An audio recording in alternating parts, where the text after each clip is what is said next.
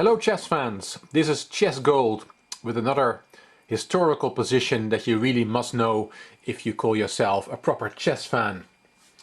It is the 28th of February 1892, the World Championship match between world champion Wilhelm Steinitz and his challenger from Russia, Mikhail Chigorin. I will show you two positions from this game, the 23rd game, the last game of the match. And this is the position after 23 bishop g3 to d6 from Chigorin. I'll give you a little bit of background on the match to put it in some context. I'm quoting from Garry Kasparov's My Great Predecessors, and he writes, "The match began on the 1st of January 1892, so they hadn't been playing for 2 months, in the luxurious building of the Centro Asturiano Club in Havana in Cuba. On this occasion the winner was to be the first to win 10 games, and in the event of 9-9 a further 3.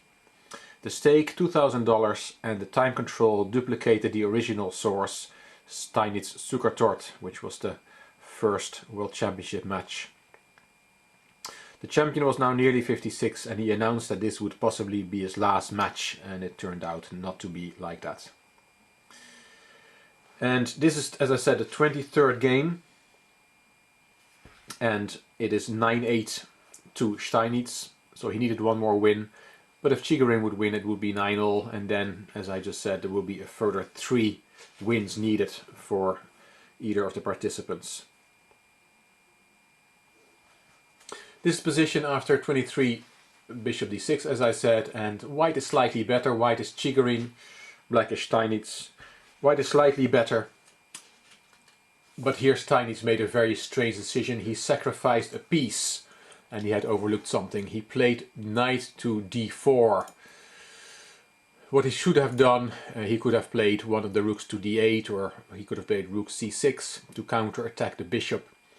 But he decided on a piece sacrifice. Knight d4, c takes d4, and he was going to infiltrate with his rooks on the second rank, and together with the bishop, that looked very dangerous for white. But he had overlooked this move, rook a e1, and what he had overlooked was that after rook takes g2, king h1, he cannot take the unprotected knight on g5, because if he does that, he gets checkmated. Rook e8, king g7, and a nice checkmating combination, bishop f8 check, king g8, and bishop h6 checkmate. So Steinitz had overlooked this rook a e1 idea, and that's why he is now in a lost position. Okay, I'll fast forward. As I said before, the purpose of this channel is not to show whole games. It is to show some important and classic fragments of games. Fast forward. This is the 26th move. We fast forward to the 31st move, and black is in trouble. White is winning, so it looks like Chigorin will win his 9th game and will draw the match level. But drama was about to happen. In this position, white is still the piece up, and the bishop on d6 controls nicely the weak square h2, so there's no checkmating combination. Moreover, this is after the 31st move. Here Chigorin could have adjourned. As Kasparov writes, Chigorin did not bother to seal his move, although the arbiter had already prepared the envelope. The time control was 30 moves in 2 hours, after which the game was adjourned. So Chigorin could have adjourned here and find out how to win this position.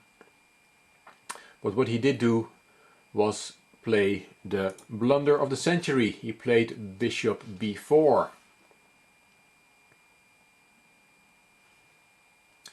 2 exclamation marks, and probably more than that. I'm quoting again. "It is unlikely that we will ever forget that decisive moment," wrote the Cuban press. "At the 23rd game, more than 1,000 people were present and all were discussing Chigorin's brilliant play. At any minute Steinitz' resignation was expected. Suddenly there was an extraordinary commotion.